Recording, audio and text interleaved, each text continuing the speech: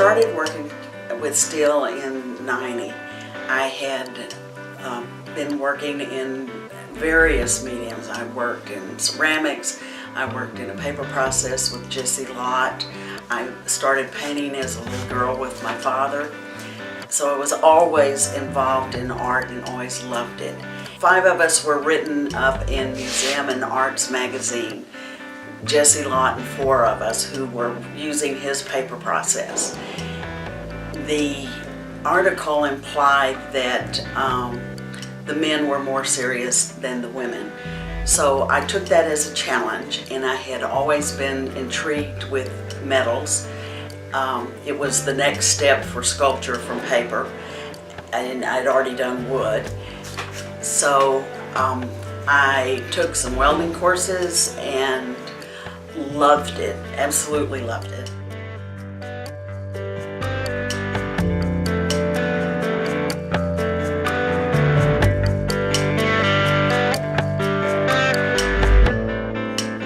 So I've been welding ever since.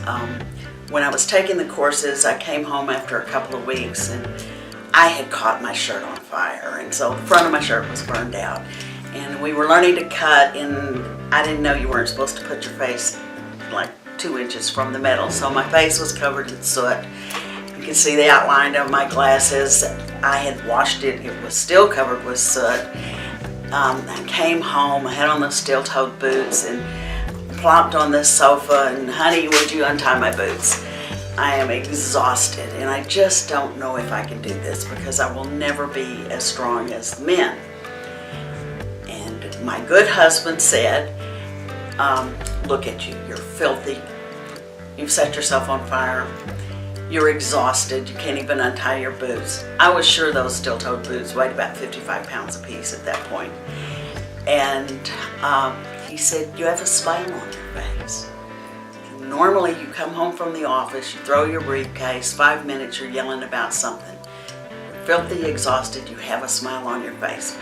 He said, you'll get stronger. And so I kept at it, and I did get much stronger. I love working with the metal. I love being able to manipulate molten metals. I like working with fire. That was something new I learned about myself, was how much I really like fire. So that's where I started, and I made a 30-foot horizontal sculpture that La Mujer Roja, and she sold to Craig Hall in Dallas, in Frisco, for his Texas Sculpture Garden. And from that, I now have 8 monumental sculptures in the Dallas Metroplex, the largest of which is 4 stories. And Craighead Green Gallery picked me up, and I've been showing with them from, I think it was 2003, and my next show is June 2019.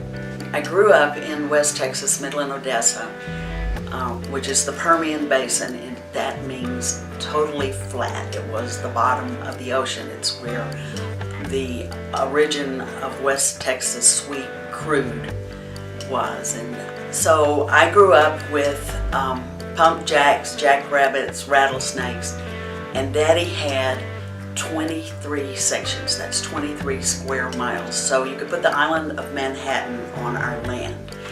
So there was no one there. It was me and the environment and little creatures. I spent much of my youth alone wandering around on the land.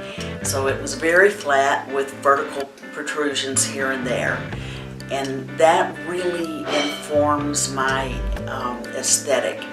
The empty horizon, those wonderful big skies that are just endless, and then periodic things protruding from the ground, pump jacks, drilling rigs, here and there a building. And I still am very conscious that that informs my art. My basic forms are arches and curvilinear and spirals, and that comes from the elemental elements of nature, starting with the atoms, the way things move inside them, and it just expands. It's the way trees grow, it's the way the planets orbit, it's the way the galaxies orbit, it's the way everything is formed with fractals. It's always in arches and spirals. And you can really see that if you watch videos on how the planets move, how our sun moves through space and how our planet moves around it. It is an elemental shape, and I think that we as humans respond to that on a gut level.